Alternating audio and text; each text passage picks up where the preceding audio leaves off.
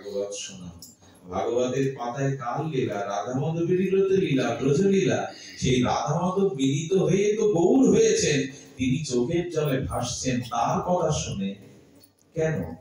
কারণ এই ভগবানের নাম রূপ লীলার মধ্যেই আছে প্রকৃত আনন্দ। প্রকৃত আনন্দ এই রসে আছে।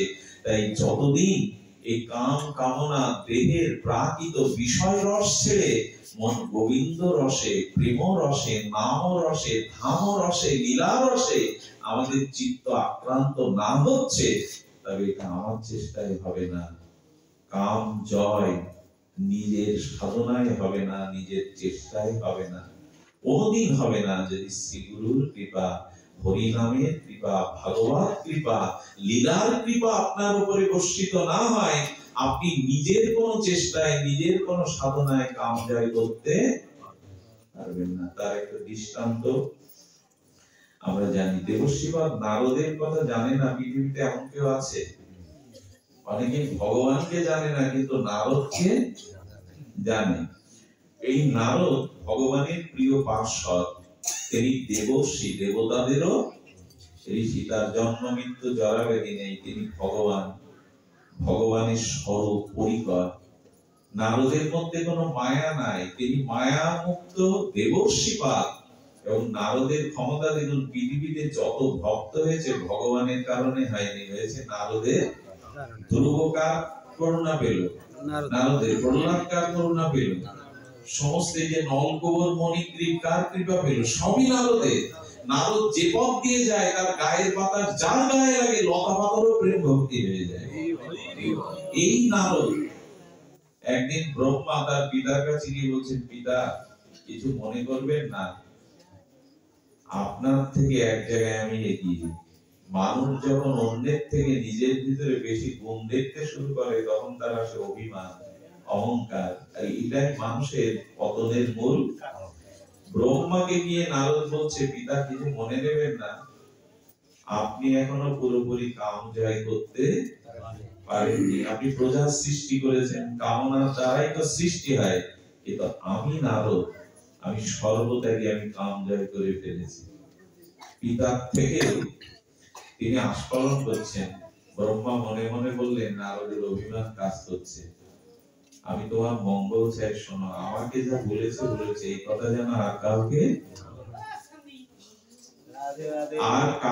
যেন এই কথা বলো না যে আমি কাম জয় করেছি। এখন দেখবেন মানুষের ভিতরে কোনো গুণ থাকলে, কোন মহিমা থাকলে, সেটা প্রচার না করতে পারলে সে স্বস্তি। আমার ভিতরে যে কিছু গুণ আছে এটা লোক জানো। দেননি নারদ তখন শিবের কাছে গেছেন। কার কাছে? ভগবান শিবের কাছে গিয়ে বলছেন, আপনার থেকে একদিক দিয়ে আমি একটু এগিয়ে। অভিমান হলে যা হয়, আপনি তো কামকে পুড়িয়েছিলেন, কাম আপনার ক্রোধ এনেছিল, আর আমি কাম জয় করেছি। ভগবান শঙ্কর বললেন, যা বলেছ আর কাউকে জগতে বলো না এই কথা। কিন্তু তা কি হয়? আমার উচ্চাত্ত করতেই হবে, ঢেড়ি তো পেটাতেই হবে। সঙ্গে সঙ্গে গোবিন্দের কাছে গেছি। গোবিন্দের কাছে গিয়ে বলছেন যে, প্রভু আমি কামকে জয় করেছি। গোবিন্দ মনে মনে হাসছেন। এর মধ্যে একটা কথা বলি, অকাম সর্বকাম মোক্ষ কাম বহুদারতি তীব্রেণ ভক্তি যোগনে যজতি পরম পুরুষ। আমি হাত জোড় করে একটা অনুরোধ করি, আমার ভিতরে পাপ থাক, আপনার ভিতরে বিষ থাক, বিষয় বাসনার বিষ, আপনার ভিতরে কাম কামনা পাপ অপরাধ যাই থাক, এটি আর কারোর কাছে না বলে, আর কারোর কাছে না গিয়ে ভগবানের কাছে যান। ওখানে বিষ নিয়ে গেলেও অমৃত হবে, ওখানে কাম নিয়ে গেলেও উনি আপনাকে প্রেম দেবেন। বললেন, অকাম বা সর্বকাম। যদি তোমার ভিতরে কুকামনাও থাকে, মন্দিরে গিয়ে গোবিন্দকে জানাও। অন্যখানে জানালে ভেসে যাবে, গোবিন্দকে জানাও।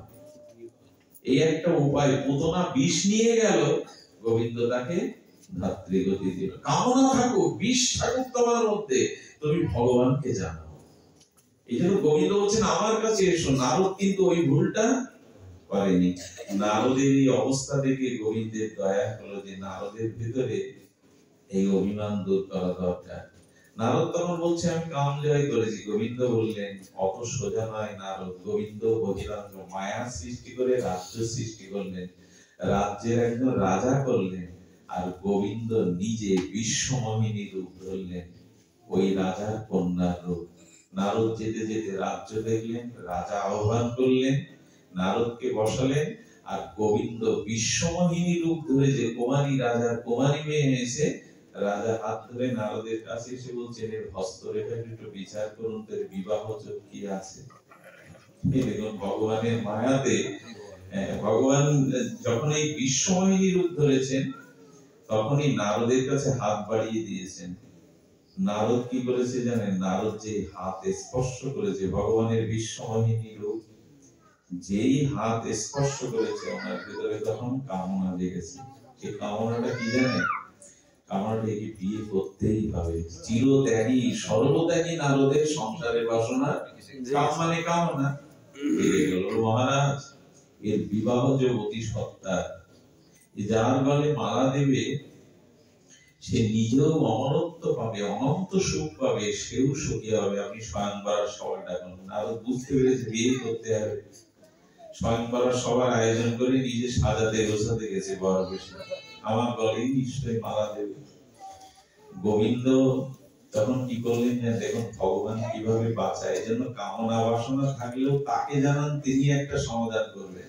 আর কাউকে জানালে যে সমাধান করতে পারে না, সে ক্ষমতা নাই জীবের, ভগবানেরই আছে। তো নারদ যখন গেছে তখন বলছেন আচ্ছা নারদ তোমার বিবাহের ইচ্ছা জেগেছে কেন? বলে আমি বর বেশে সেজে স্বয়ংবরায় যাচ্ছি। নারদকে যখন বলছে বলে প্রভু কিছু মনে করো না, নারায়ণের পাশে লক্ষ্মী, শিবের পাশে পার্বতী, ব্রহ্মার পাশে ব্রহ্মণী, আমার পাশে কেবল বিমান। মানুষ কামনা আসলে কিভাবে যুক্তি খুঁজে? ভগবানকে বলছেন নারায়ণের পাশে লক্ষ্মী, আর পার্বতী হলো ভগবান শিবের পাশে, আর ব্রহ্মার পাশে ব্রহ্মণী। তো আমার থাকতে দোষ কি? মানুষ যখন কামনা আসে তখন যুক্তি খুঁজে বেড়ায়। ভগবান তো কৃপাময় করুণাময়, তার কামনা দূর করবার জন্য নারদ যখন সেজে ফিটফাট হয়ে যাচ্ছে গোবিন্দের অচন্তনীয় কৃপায় নারদের মুখটা বানরের মুখ তৈরি করে দিল। আচ্ছা নিজের মুখ নিজে দেখা যায়? ভগবান সংকেত দিলেন মনে যখন কাম আসে না তখন মানুষ মানুষ থাকে না, পশুদের রূপ নেয়। বানরের নিজের মুখ কি নিজের চোখে দেখা যায়? নারদ ফিটফাট হয়ে যাচ্ছে, মালা দিলে আমার গলায় দিবে। এই স্বয়ংবর সবাই বসেছে, বেশ মুখ নিয়ে বসেছে। গোবিন্দও তার পাশে গিয়ে ভগবানও বসেছে যুবরাজের রূপ ধরে। আর বিশ্বমোহিনী নারদ তো ভাবছে আমার গলায় দেবে, হস্তরেখা বিচার টিচার করে কত কি বলে গেল। কিন্তু আর যারা রাজাবর্গ ছিল স্বয়ংবর নারদের দিকে সব উপহাসে এই বানরের মুক্ত হাসছে। যখন হাসছে বিশ্বমোহিনী এসে ভগবানের লীলা গোবিন্দের গলায় মালা দিলেন। নারদকে দেখে যখন উপহাসের হাসি আসছে তখন একজন বলে বসেছে ওর মধ্যে নিজের মুখ দেখেছো? স্বচ্ছ দর্পণে গিয়ে দেখে বানরের মুখ। কতটা ক্রোধ হয়! সরাসরি ভগবানকে অভিশাপ দিয়ে বসলেন নারদ। দেখুন কাম বাধা হলে কতটা ক্রোধ হয়, ভগবানকে অভিশাপ দিয়ে দিলেন নারদ। অভিশাপ হলো আমার কাছ থেকে যেমন কেড়ে নিলে তখন তুমিও স্ত্রী হারা হবে। আমি অভিশাপ দিলাম তুমিও জগৎ লক্ষ্মীকে হারা হবে। এই অভিশাপটা রামলীলাতে সীতাহরণের মূল কারণ। ভগবান বললেন অভিশাপ দাও, সেটা মাথা পেতে নেব, কিন্তু ভক্তকে মুক্ত করাই তো আমার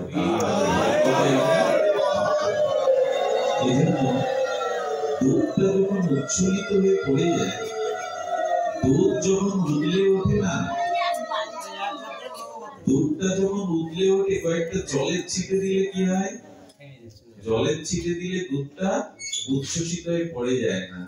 কাম জয়ের, কামনা জয়ের একমাত্র মহৌষধই হলো হরিনাম, হরিলীলা কথা, ভগবানের বিশেষ কৃপা। এছাড়া দ্বিতীয় কোনো পথ খোলা নেই। শ্রী ভগবানের নাম, শ্রী ভগবানের লীলা, এই রাসলীলা তো এই জন্যই গোপী সাথে গোপীনাথের এই লীলা দর্শন করে মদন মূর্ছিত হয়ে গেল। মদন মোহন রূপ নিলেন শ্রী গোবিন্দ, জানিয়ে দিলেন জগৎকে হৃদয়ে হৃদরোগ কামরোগ দূর করবার একমাত্র মহৌষধি এই লীলা, এই ভগবানের দিব্য নাম। দেখুন এখানে তো আমি বহুবার বলি, এক জায়গায় এখানে নারী পুরুষ বসেছেন, কিন্তু কারো মনে কোনো বিকার আসবে না। এখন এর একটাই কারণ, এখানে সাধু সঙ্গে হরি কথা হচ্ছে, এখানে কারো বিকার আসবার কথা নয়। এই জন্য শাস্ত্রে বলছে যেখানে ভগবানের নাম, ভগবানের লীলা, যেথা কাম সেটা নাহি রাম, আর যেথা রাম সেটা নাহি কাম। এইটাই তো দিনের বেলায় আপনার আকাশে নক্ষত্র দেখতে, আপনি তারা দেখতে পাবেন না। রাতে কখনো সূর্য উদয় হয় না, দিনে আকাশে কোনো নক্ষত্র দেখতে পাবেন না। তো যেখানে কাম আছে এখানে রাম নেই, আর যেখানে রাম আছে এখানে কাম নেই। তো আপনাদের সর্বশেষে এইটুকু নিবেদন করে পাঠ বিশ্রাম করি। কাম আসবার মূল কারণ হলো নারী আর পুরুষ। এদিকে ধ্যান দিন। পৃথিবীতে প্রথম কাম কবে সৃষ্টি হলো? এই কামের জন্ম হলো কোথায়? যেদিন থেকে নারী এবং পুরুষ এই দুটি সৃষ্টি হলো। তো ধ্যান দিতে হবে, নারী এবং পুরুষ যেদিন থেকে পৃথিবীর সৃষ্টির থেকে শুরু হলো, এই নারী পুরুষ সৃষ্টির সাথে সাথে সেটি হলো কাম। তাই কাম জয় করবার কথা শ্রী গুরু মহারাজরা তুলসী বন্দনায় খুব ভালো করে বুঝিয়েছেন। যাকে না রাখলে ভাগবত হয় না, ভগবানের ভক্তি হয় না।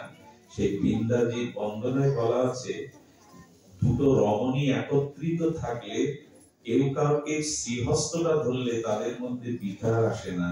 বিকার বা কাম তখনই জন্ম হয় যখন এই নারী এবং পুরুষ জ্ঞান করা। এই জন্য ভাগবত কি শিক্ষা দিচ্ছে? পুরুষ জগতে কেবল কয়জন?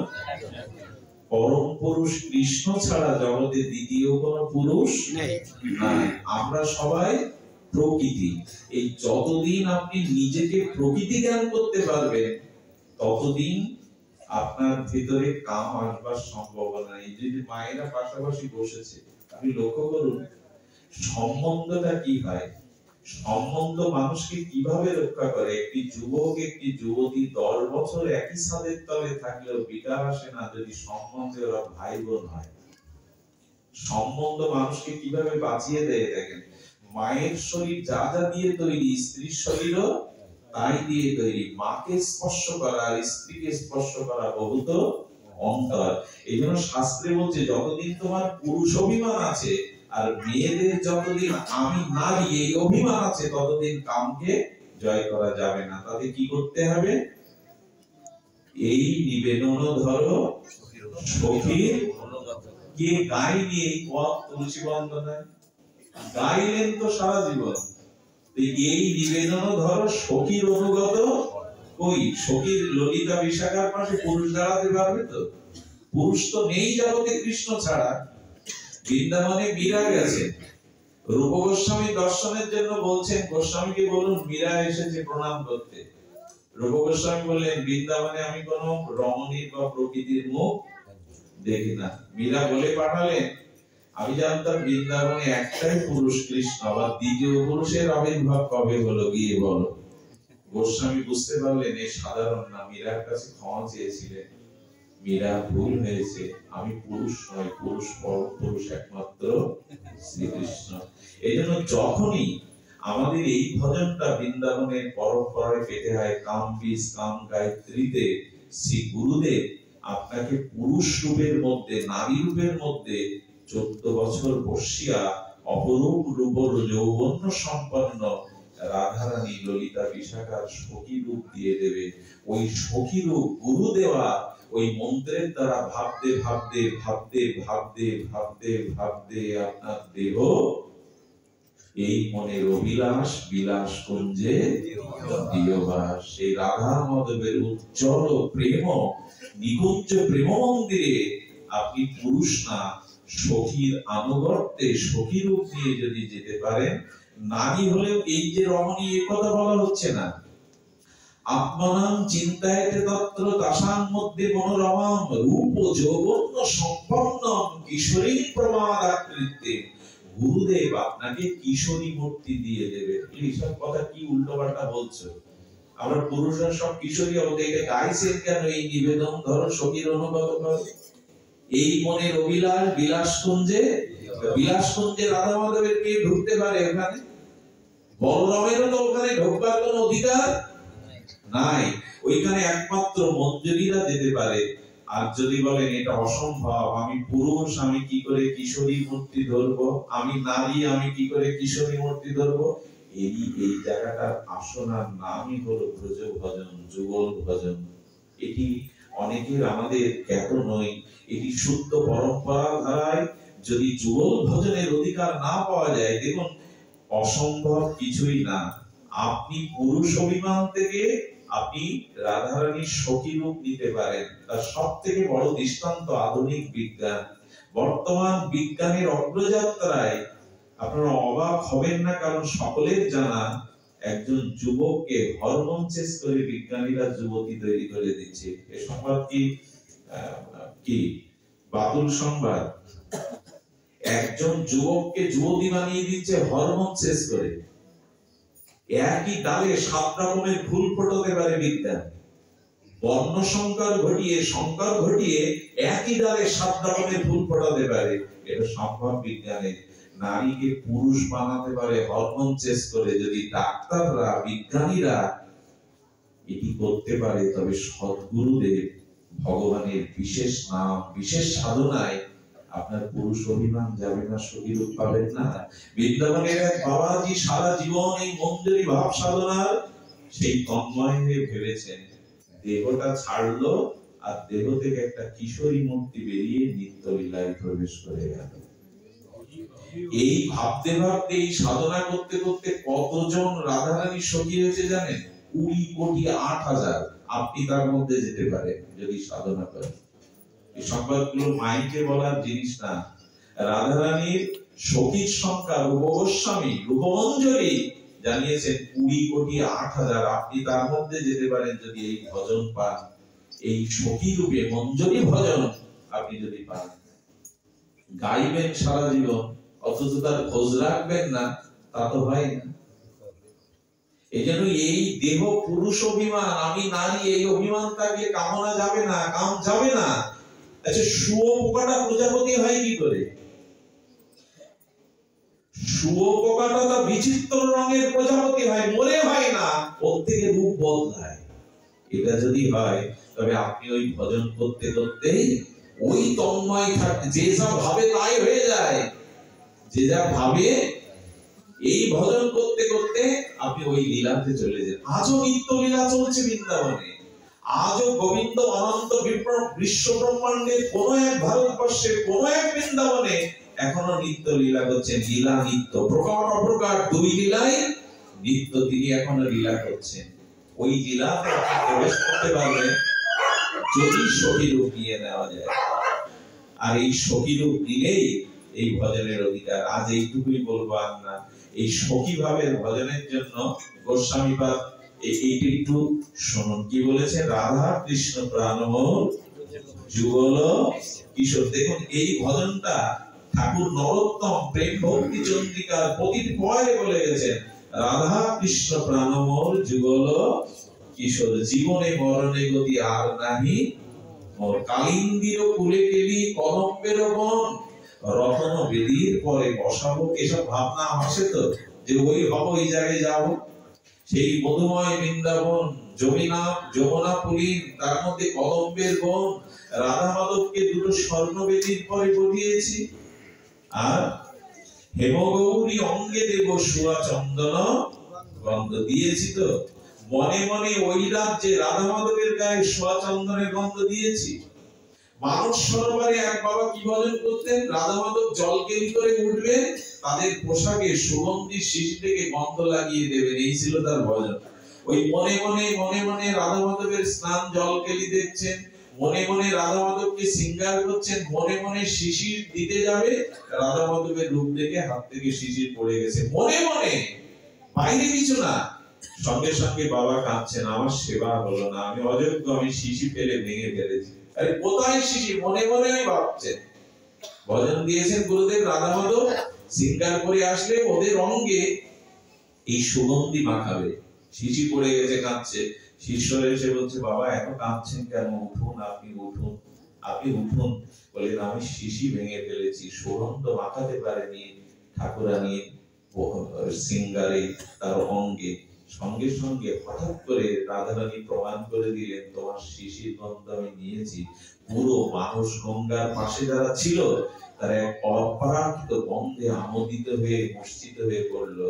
ওই শিশির গন্ধটা রাধারানী জানিয়ে দিলেন, আমি পেয়েছি, আমি পেয়েছি। বৃন্দাবন এক আমাদের গোকুলের এক বাবা বর্ষনায় হোলি খেলা হচ্ছে রাধারানীকে নিয়ে। বাবাজি মহারাজ যেতে পারছেন না, হে রাধে আমি যেতে পারছি না, তোমার এই রং আমাকে একটু দাও না। যে আঁচল পেতেছে রাধারানীর রক্তিম আবির রংটা পুরো কাপড়টাই লাল হয়ে গেল। এক বাবাজি মনে মনে রাধা মাধবকে তাম্বুল সেবা দিতেন, এই পয়ারে আছে না, অধরে তুলিয়া দিব কর্পূর, এই সেবা করেছি তো মনে মনে রাধা মাধবকে। বিজন সেবা করেছি তো, তাকে বাতাস দিয়েছি তো মনে মনে, মালা নিয়ে বসে ওই বৃন্দাবনের চিন্তা করে ওই করুন। তাম্বুল সেবা দিয়েছেন 20 বছর।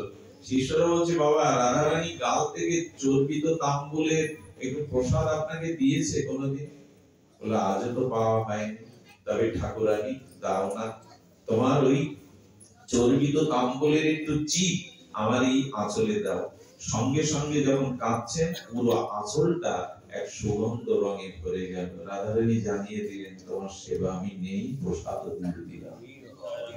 শুয়োপোকা যদি প্রজাপতি হয়, তবে গুরু প্রদত্ত এই সখী ভাবনা ভাবতে ভাবতে, মঞ্জুরি ভাবতে ভাবতে আপনিও একদিন কোন সৌভাগ্যে রাধারানী নিত্য লীলায় যেতে পারবেন।